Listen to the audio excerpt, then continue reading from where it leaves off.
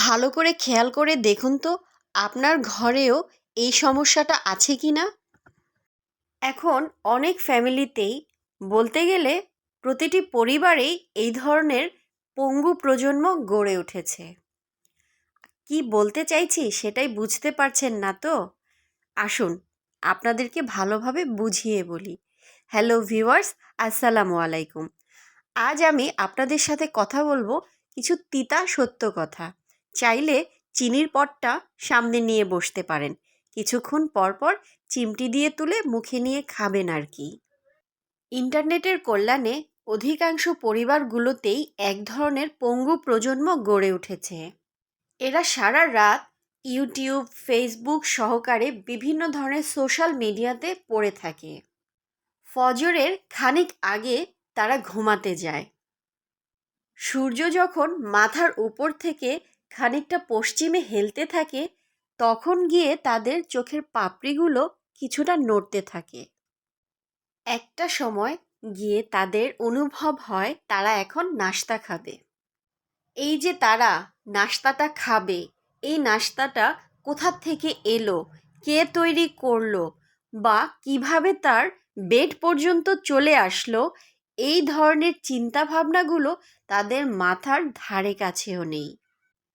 মা নামক প্রাণীটি যে এত কষ্ট করে সাত সকালবেলা নাস্তাটা তৈরি করে রেখেছে, তারা একটিবার মাকে জিজ্ঞেসও করবে না, মা তুমি কি নাস্তা খেয়েছো?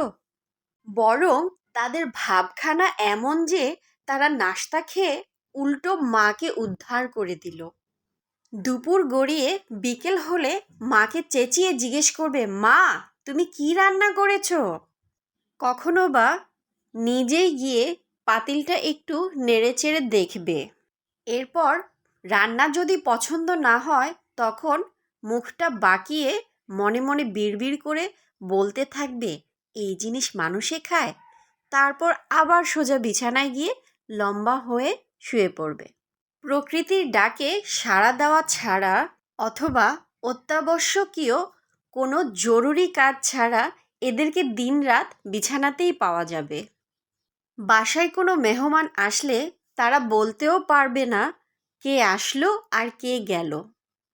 সোশ্যাল মিডিয়ায় বেশিরভাগ সময় পড়ে থাকা এই সন্তানগুলো যখন আবার পোস্ট দেয়, আমি ঘুমিয়ে থাকলে আমার খবর থাকে না, তখন দেশের বিভিন্ন প্রান্তে ছড়িয়ে ছিটিয়ে থাকা একই প্রজাতির অন্য প্রাণীগুলো তার পোস্টে রিয়্যাক্ট করে, হি হি হা হা, এই ধরনের রিয়্যাক্ট করে তারা উৎসাহিত করে।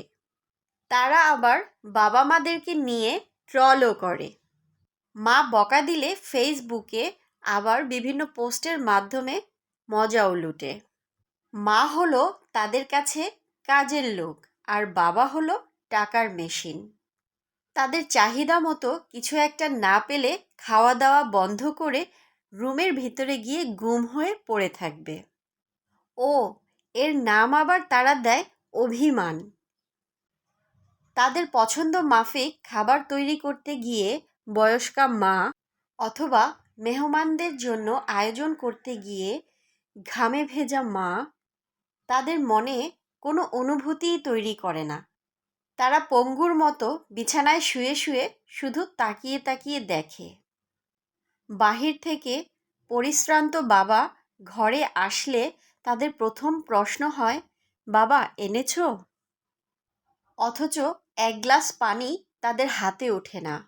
ধীরে ধীরে অসুস্থ এক প্রজন্ম তৈরি হচ্ছে। আবার এই প্রজন্মই ভুল ঠিকের বিচার করে, সভ্যতা আর ভদ্রতা শেখায়। বাবা মাকে ন্যূনতম হিসেব করে না চলা এসব প্রজন্মের ভবিষ্যতের ফলাফলটা কি? আপনার হাসি খুশি ভরা ফ্রেন্ড লিস্টের দিকে তাকিয়ে দেখুন, এরকম অনেক পঙ্গু প্রজন্ম পাওয়া যাবে।